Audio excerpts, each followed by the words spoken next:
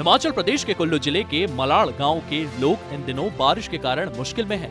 जहां एक तरफ आसमान से आफत बरस रही है, वहीं दूसरी ओर प्रशासन की अनदेखी ने ग्रामीणों की पीड़ा और बढ़ा दी है। बीते दिन बारिश के कारण गांव को जोड़ने वाला एकमात्र पुल बह गया। इस पुल के टूटने से गांव पूरी तरह से अलग थलग पड़ गया, मगर इस गांव के लोगों ने हार नहीं मानी। शनिवार को ग्रामीणों ने खुद ही पुल बनाने की जिम्मेदारी उठाई। मिलजुल कर नाले के किनारे डंडे गाड़े गए और नए पुल का निर्माण शुरू किया गया।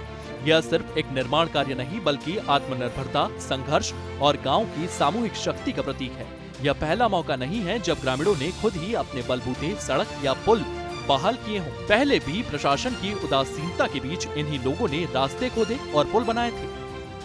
मलाड़ के रहने वाले ग्रामीण मोतीराम ने बताया है कि बीते साल भी आपदा के बाद इस गांव में ग्रामीणों की मुश्किलें बढ़ गई थी, लेकिन सरकार की तरफ से कोई भी सुध लेने नहीं पहुंचा। लंबा रास्ता बीत जाने के बाद भी ना ही प्रशासन द्वारा इस गांव के लिए पुल का निर्माण किया गया, ना ही मलाड़ प्रोजेक्ट की कंपनी ने उनकी सड़क का निर्माण किया। मोतीराम ने बताया कि जरी के रास्ते खराब होने से अब ग्रामीणों को नग्गर होकर ही राशन लेने पहुंचना पड़ रहा है। उन्होंने बताया कि चंद्रखनी होकर 6 से 7 घंटे का पैदल सफर तय कर राशन गांव तक पहुंचाया जाता है। इस दौरान गांव में राशन के दाम आसमान छूने लगते हैं।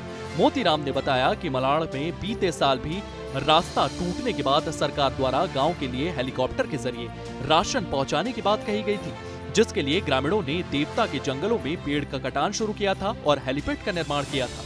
लेकिन घने जंगल होने के कारण ना ही हेलीकॉप्टर उसके आसपास उतर पाया और हेलीकॉप्टर के द्वारा दूर ऐसे स्थान पर राशन फेंका गया जहां से ग्रामीणों के लिए ये राशन लाना एक चुनौती था। गांव में कई ग्रामीणों को राशन भी नहीं मिल पाया। मेहनत करते, पत्थर तोड़ते, दूर से लकड़ी के स्लीपर को उठाकर लाते हुए और बीच बीच में गीत गुनगुनाते हुए एक दूसरे की हौसला अफजाई करते हुए अपने लिए खुद पुल बनाते हुए दिखाई दिए। ये ग्रामीण एक इच्छा शक्ति का प्रतीक है। मलाड़ की पहाड़ी के दूसरी तरफ बैठे ऊपर से ही नीचे बन रहे पुल के कार्य को देखने में जुटे हुए कई ग्रामीण इंतजार कर रहे थे कि कब काम पूरा होगा और सभी वापस अपने गांव लौट सकेंगे। सूर्य समाचार के लिए कुल्लू से सृष्टि शर्मा की रिपोर्ट।